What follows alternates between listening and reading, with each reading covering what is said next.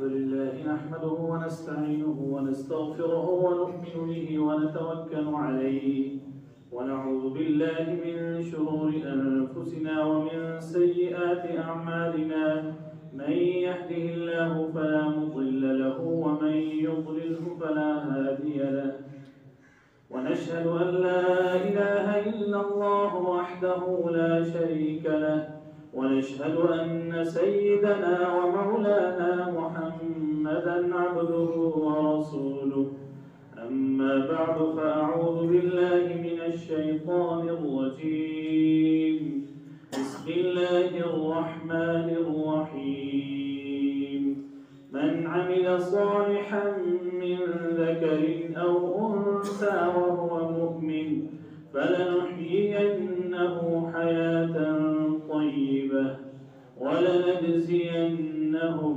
أجرهم بأحسن ما كانوا يعملون. وقال النبي صلى الله تعالى عليه وسلم الكيس من دان نفسه وعمل لما بعد الموت والعاجز من أتبع نفسه هواها وتمنى على الله أو كما قال عليه الصلاة والسلام. صدق الله العظيم وصدق رسوله النبي الكريم ونحن على ذلك لمن الشاهدين والشاكرين والحمد لله رب العالمين. يا رب صل وسلم دائما أبدا على حبيبك خير الخلق كلهم هو الحبيب الذي ترجى شفاعته لكل هول من الأهوال مقتحم. انتہائی واجب الاحترام سامعین محترم بزرگان دین برادران اسلام، اللہ رب العزت نے انسان کو جو زندگی عطا فرمائی ہے، یہ زندگی ایک امانت ہے اور اس امانت کی صحیح طریقے سے حفاظت کر کے مالک تک پہنچانا یہ ہماری ذمہ داری ہے. اور اس دنیا کے مختصر سے عرصے کے اندر اللہ رب العزت نے ہمیں ایک عظیم مقصد دے کر دنیا کے اندر بھیجا ہے، اور اس دنیا کا جو دورانیہ ہے، دنیا کی زندگی کا، وہ نہایت ہی مختصر ہے. اس امت کو اللہ رب العزت نے جو زندگی عطا فرمائی ہے، وہ اوسطاً ایوریج جو عمر ہے وہ 60 سے 70 کے درمیان ہے.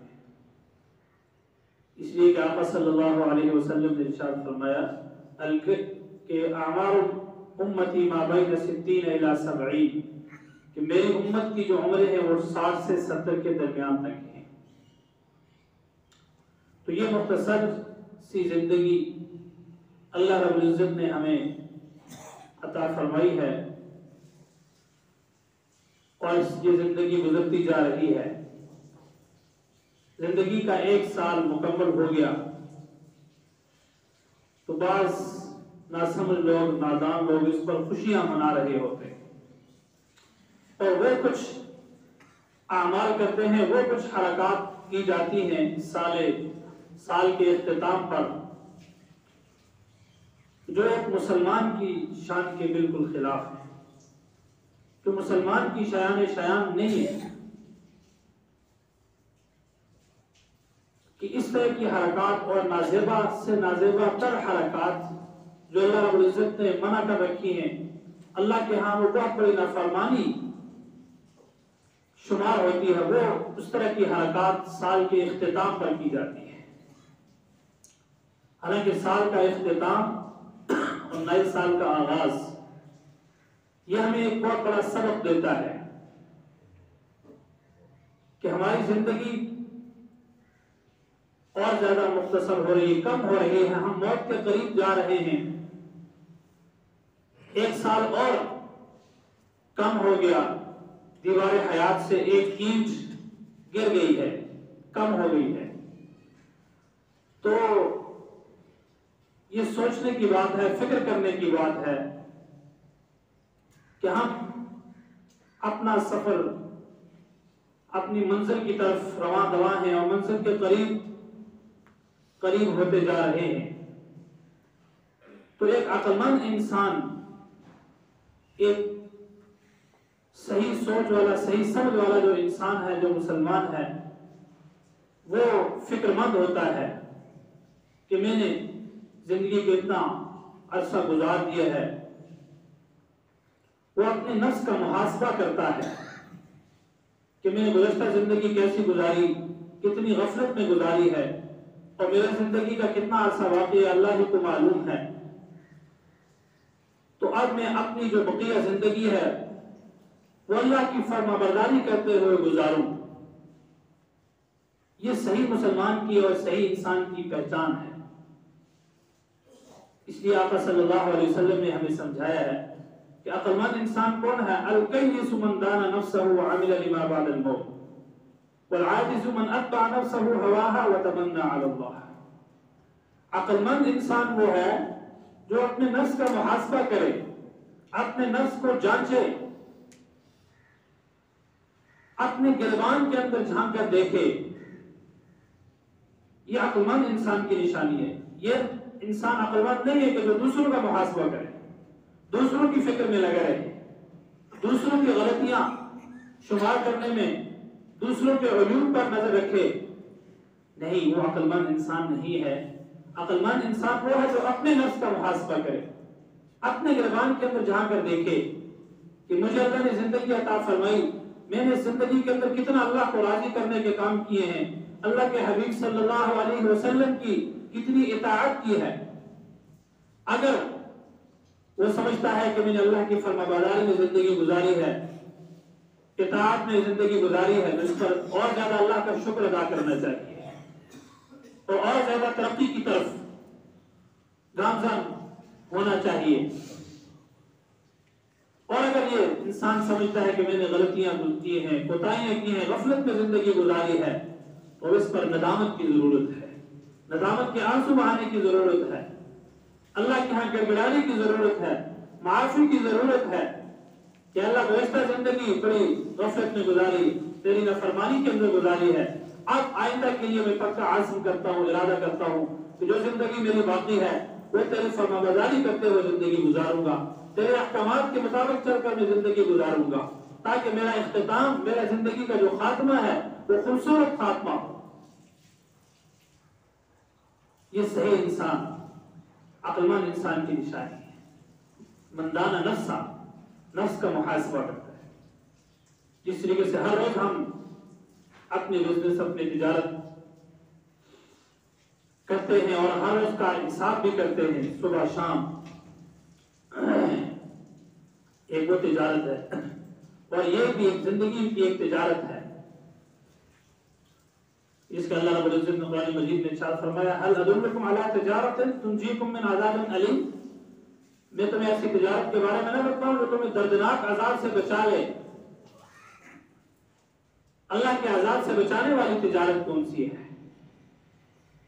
تو جب انسان اس انداز سے زندگی گزارتا ہے، اپنے نفس کا محاسبہ کرتے ہوئے، اپنی غلطیوں کے اوپر نظر رکھتے ہوئے، اپنی کمیوں کو دور کرتے ہوئے زندگی گزارتا ہے، وعمل لما بعد الموت، مرنے کے بعد آنے والی جو زندگی ہے اس کے لیے عمل کرتا ہے، اس کی تیاری کرتے ہوئے زندگی گزارتا ہے، تو اس کو عقل مند انسان کہا گیا ہے۔ اور اس کے مقابلے میں والعاجز، بیوقوف انسان کسے کہا گیا؟ پاگل کسے کہا گیا؟ نادان کسے کہا گیا؟ من اتبع نفسہ ہواہا وتمنى علی اللہ، جو اپنے نفس، اپنے خواہشات کی پیروی کرتا رہا، اپنے من کی بات کو مانتا رہا، جو کچھ اس کے دل میں خیال آیا اسی کے مطابق وہ زندگی گزارتا رہا، اپنی خواہشات، جو کہ انسان کی خواہشات کبھی بھی پوری نہیں ہوتی اور زندگی یوں تمام ہو جاتی ہے۔ اور ایک مسلمان کی شان یہی ہے کہ اس دنیا کے اندر ساری خواہشات اس کی پوری نہیں ہوں گی، اس لیے کہ اس جہان کو اللہ نے خواہشات پورا کرنے کے لیے نہیں بنایا، خواہشات پورا کرنے کے لیے اللہ نے ایک اور جہاں بنایا ہے جہاں ہر خواہش پوری ہوگی۔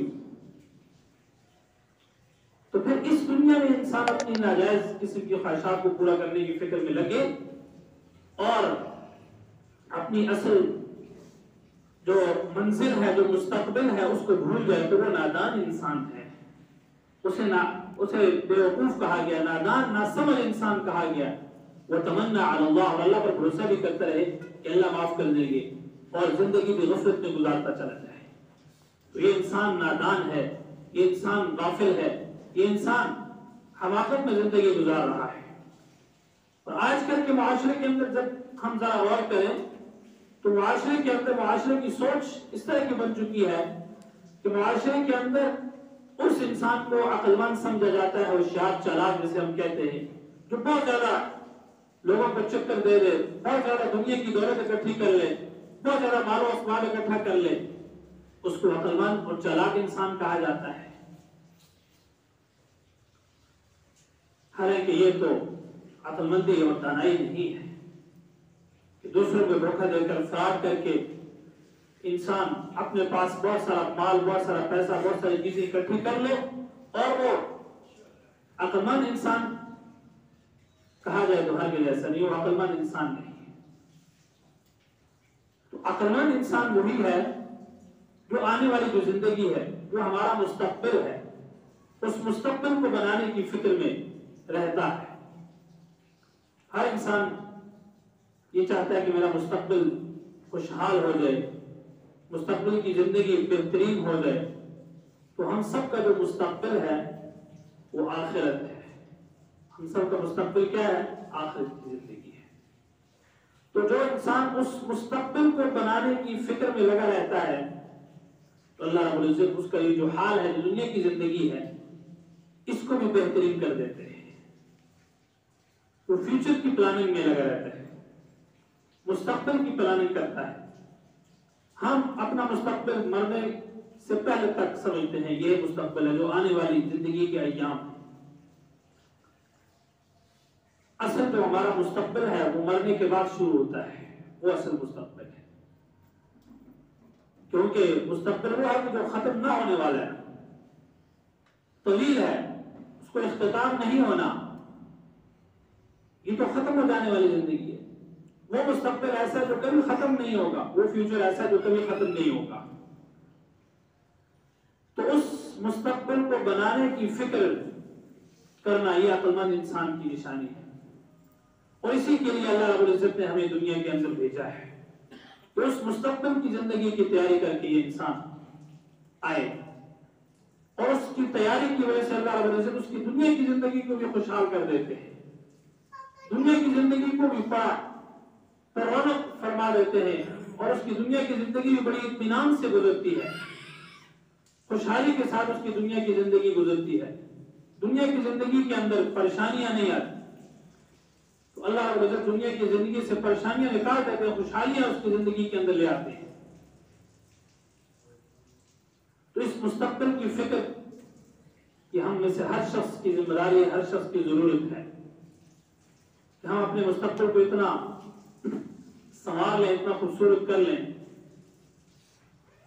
کہ جب ہم اس مستقبل، اس زندگی میں پہنچیں تو اللہ رب العزت کی ذات بھی ہم سے خوش ہو رہی، اور اس کی برکت سے اللہ رب العزت اس دنیا کی زندگی کو بھی خوشحال فرما دیتے ہیں۔ اس کے لیے اللہ رب العزت نے ہمیں اس دنیا کی مختصر سی زندگی کے اندر بہت تھوڑے اعمال عطا کیے ہیں جو ہمارے اس مستقبل کو بہترین کرنے کے لیے، اور آخرت کی زندگی کو تو ہمیشہ ہمیشہ کی زندگی، ختم نہ ہونے والی زندگی ہے، اس زندگی کو بہترین کرنے کے لیے، اس کو کامیاب بنانے کے لیے یہ اعمال دیے ہیں۔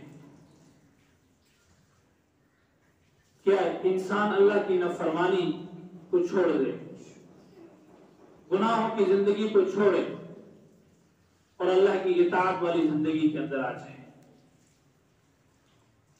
نافرمانی کو چھوڑے، اللہ کی اطاعت اور فرمانبرداری کی زندگی کے اندر آ جائے، تو حضرت علی رضی اللہ تعالی عنہ کا وہ قول فرمایا کہ پھر کیا ملے گا؟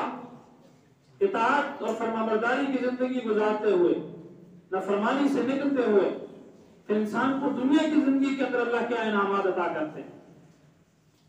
حضرت علی رضی اللہ تعالیٰ عنہ فرماتے ہیں کہ جو شخص عزت چاہتا ہے، عزت کی زندگی چاہتا ہے، اور اس کے پاس کوئی اسباب نہیں ہے، اور جو شخص رعب اور دبدبہ چاہتا ہے، اپنا ایک وقار کی زندگی، رعب اور دبدبے والی زندگی گزارنا چاہتا ہے، لیکن اس کے پاس کوئی جماعت نہیں ہے، کوئی جتھا نہیں ہے، اور جو شخص مالدار بننا چاہتا ہے، مالدار، مال حاصل کرنا چاہتا ہے، غنی بننا چاہتا ہے، لیکن اس کے پاس مال نہیں ہے، اور تو وہ کیا کرے؟ تو حضرت علی رضی اللہ تعالیٰ عنہ کا قول ہے کہ ایک ہی کام کرے، وہ بہت مختصر ہے، فَلْيَخْرُجْ مِنْ ذُلِّ مَعْصِيَةِ اللَّهِ إِلَىٰ عِزِّ طَاعَةِ اللَّهِ، کہ وہ اللہ کی معصیت سے نکل کر، نافرمانی سے نکل کر اللہ کی اطاعت والی زندگی کے اندر آ جائے، تو اللہ رب العزت اسے یہ سارے انعامات عطا کر دیں گے۔ اسے عزت بھی مل جائے گی، اسے شہرت بھی مل جائے گی، اور اسے وحدہ بھی مل جائے گا، اور اسے مال و دولت، اسے غنا بھی مل جائے گی۔ یہ انسان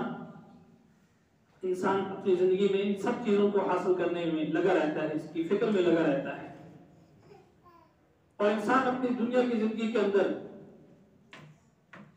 اس کو دو تمنا ہوتی ہے اس کی۔ ایک یہ انسان یہ چاہتا ہے کہ میری زندگی طویل ہو جائے، لمبی زندگی ہو، اور دوسرا یہ چاہتا ہے کہ میرے رزق کے اندر اللہ فراوانی کرے اور رزق میرا کشادہ ہو جائے، اور اس رزق کی کشادگی کے لیے اور رزق کو بڑھانے کی طرف میں انسان ساری کی ساری زندگی گزارتا ہے۔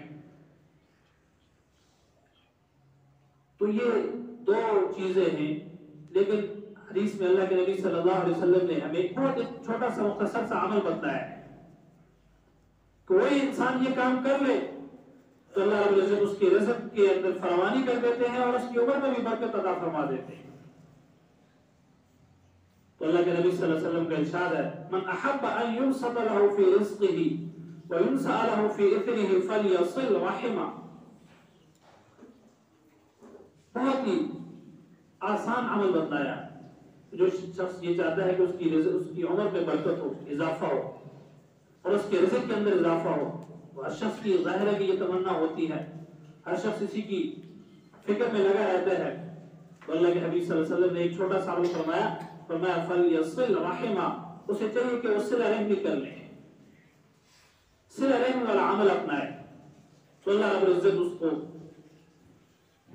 اس کی رزق میں برکت عطا فرماتے ہیں، اور اس کی عمر کے اندر بھی برکت عطا فرما دیتے ہیں۔ کتنا آسان عمل صلہ رحمی، اپنے قریبی رشتہ دار محارم سے میل جوڑ رکھنا، اور ان کے ساتھ محبت سے پیش آنا، وقتاً فوقتاً ان کی خدمت میں جانا، ہدیہ دینا، یہ صلہ رحمی کہلاتا ہے۔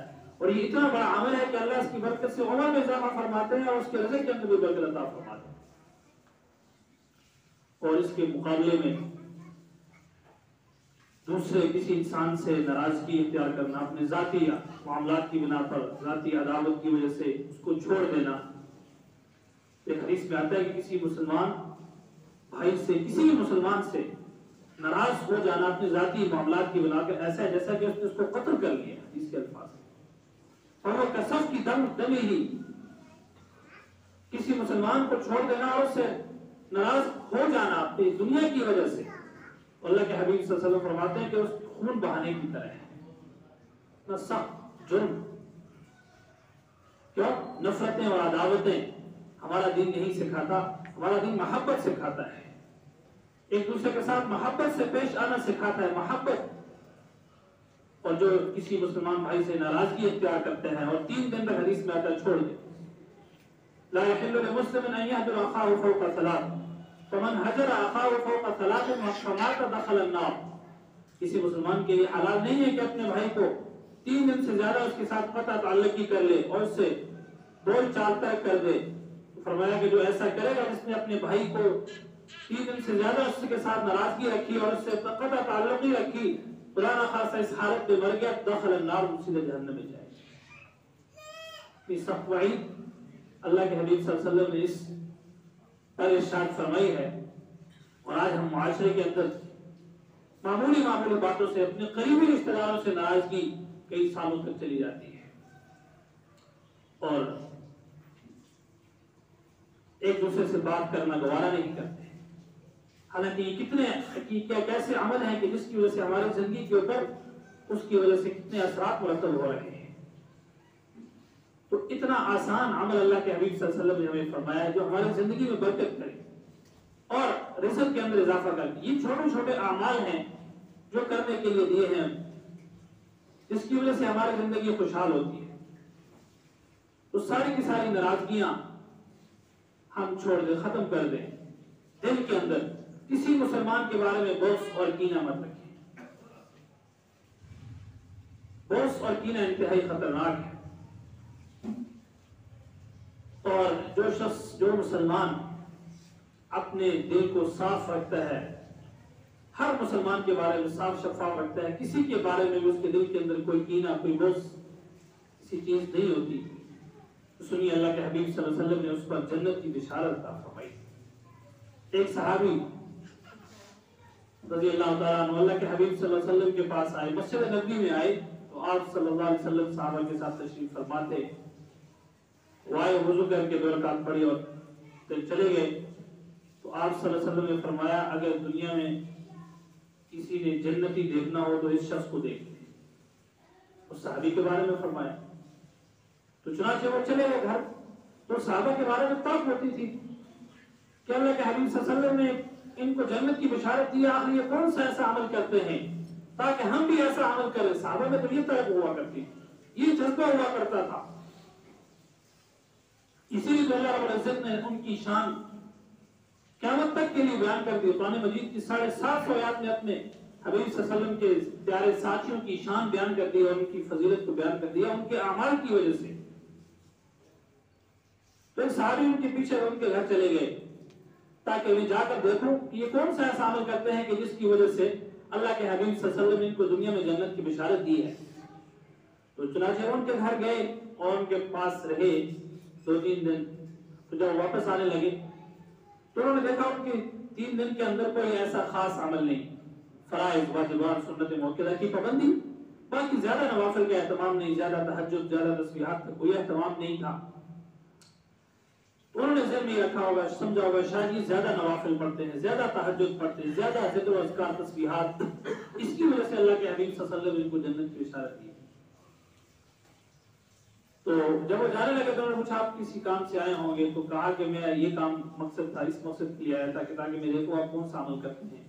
انہوں نے کہا کہ آپ نے دیکھ لیا میں کوئی خاص عمل ایسا نہیں کرتا، وہی جو باقی مسلمان سارے اعمال کر رہے ہیں۔ تو پھر اللہ کے حبیب صلی اللہ علیہ وسلم نے آپ کو جنت کی بشارت دی ہے، وہ کیا عمل ہو سکتا ہے؟ تو پھر انہوں نے کہا کہ ہاں ایک عمل ایسا ایک ہو سکتا ہے کہ جس کی وجہ سے اللہ کے حبیب صلی اللہ علیہ وسلم نے مجھے جنت کی بشارت دی ہے، وہ یہ ہے کہ میں ہر مسلمان کے بارے میں اپنے دل کو صاف رکھتا ہوں۔ یہ ایسا عمل ہے کہ جس کی وجہ سے اللہ کے حبیب صلی اللہ علیہ وسلم نے مجھے جنت کی بشارت دی ہے۔ اس لیے یہ سال نو اور سال کا اختتام ہمیں یہ سبق دیتا ہے ہم اپنی ماضی جو گزری ہے، جو سال گزرا ہے، جو زندگی کے ایام گزرے ہیں، ان پر ندامت کے آنسو بہائیں، ہر طرح کے گناہوں کو چھوڑیں، قطع تعلقی اور اس طرح کی تمام گناہوں کو چھوڑیں، اور دلوں کو صاف اور شفاف ہر مسلمان کے بارے میں رکھیں اگر ہم چاہتے ہیں کہ ہمیں جنت کی زندگی مل جائے۔ فرائض، واجبات، سنت موقعہ کی پابندی یہ تو لازمی ہے۔ دیکھیں دین کے 5 شعبے ہیں، عقائد، عبادات، معاملات، معاشرات اور اخلاق، یہ 5 شعبے دین کے ہیں۔ پورے کے پورے دین کے اندر داخل ہونے کے لیے، کامل مسلمان بننے کے لیے، کامل مومن بننے کے لیے ان 5 کے 5 شعبوں کے اوپر عمل کرنا ضروری ہے۔ بہت آسان، عقائد درست ہونے چاہیے، اللہ کی ذات کے بارے میں عقیدہ درست، توحید، اللہ کی ذات پر ایمان، اللہ کی ذات اس کو اس کی ساری صفات کے ساتھ وحدہ لا شریک سمجھنا توحید ہے۔ اللہ کے حبیب صلی اللہ علیہ وسلم کے اوپر ایمان، تمام انبیاء پر ایمان لانا، ان کو رسول ماننا، اور اللہ کے حبیب صلی اللہ علیہ وسلم کے اوپر کامل ایمان رکھتے ہو، آپ کو انبیاء کا ایمان ماننا، ختم نبوت پر ایمان رکھنا، امام الانبیاء آخری پیغمبر ماننا، یہ عقیدہ، یہ عقائد میں سے لازمی جز ہے۔ قیامت پر ایمان، صحابہ کے کرام کی زندگی کے اوپر ایمان لانا کہ وہ اللہ کے حبیب کے پیارے سچے ساتھی تھے اور وہ جنتی ہیں۔ عبادات میں اللہ نے ہمیں صرف ایک مختصر سا عمل دیا ہے، وہ نماز کا ہے، جو 24 گھنٹے کی زندگی کے اندر 5 مرتبہ یہ عمل ہمیں دیا گیا، کتنا آسان ہے۔ باقی روزہ، زکوٰۃ، حج وہ سال کے بعد ایک ہے۔ روزے کا عمل، زکوٰۃ کسی کے اوپر ہے، کسی کے اوپر نہیں ہے۔ حج بھی ساری زندگی وہ کسی کے اوپر ہوگا، کسی کے اوپر نہیں ہوگا۔ اور معاملات، لین دین دوسروں کے ساتھ، یہ بھی ہمیں دین سکھاتا ہے۔ اس میں بھی ہم فرائض کی پابندی کریں، واجبات کی پابندی کریں، سنت موقعہ کی پابندی کریں۔ کسی کے ساتھ لین دین، پیسے کا، دیگر جتنے بھی معاملات ہیں وہ ہمارے بالکل صاف شفاف ہونے چاہیے۔ کسی کا کوئی لین دین ہمارے ذمہ نہ ہو۔ قرض، پیسہ، بہت زیادہ خرابی اس شعبے کے اندر پائی جاتی ہے۔ بہت سارے لوگ نماز کی بھی پابندی کرتے ہیں، ذکر اذکار، تسبیحات کا اہتمام، لیکن معاملات کے اندر بہت زیادہ خرابی پائی جاتی ہے، اور معاملات کی وجہ سے پکڑ ہو جائے گی، کیونکہ ہمارا دین اتنا کامل اور مکمل دین ہے کہ یہ زندگی کے سارے شعبوں کا احاطہ کرتا ہے۔ صرف مسجد کی زندگی کے بارے میں ہمیں نہیں بتاتا، بلکہ مسجد سے نکل کر یہ ساری جو زندگی کے شعبے ہیں، بازار کی زندگی ہے، تجارت کی زندگی ہے، گھر کی زندگی ہے، سیاست کی زندگی ہے، ایک دوسرے کے ساتھ لین دین کی زندگی، معاشرت، اس ساری کی ساری زندگی کے بارے میں دین سارے کے سارے شعبوں کے بارے میں ہمیں ہماری رہنمائی کرتا ہے۔ تو معاملات کا شعبہ درست ہو، معاشرت، رہن سہن، اٹھنا بیٹھنا، تہذیب و تمدن کیا ہے، اسلام سے بڑھ کر کسی کوئی خوبصورت تہذیب نہیں ہے، خوبصورت طریقہ نہیں ہے۔ لباس جو اسلام نے دیا ہے، اس سے بہتر لباس کسی اور مذہب نے نہیں دیا۔ تو ہمارا تمدن، ہمارا اٹھنا بیٹھنا، ہمارا لباس، ہمارا طرز زندگی وہ اسلام کے طریقوں کے مطابق ہو۔ ہمارے تہوار اسلام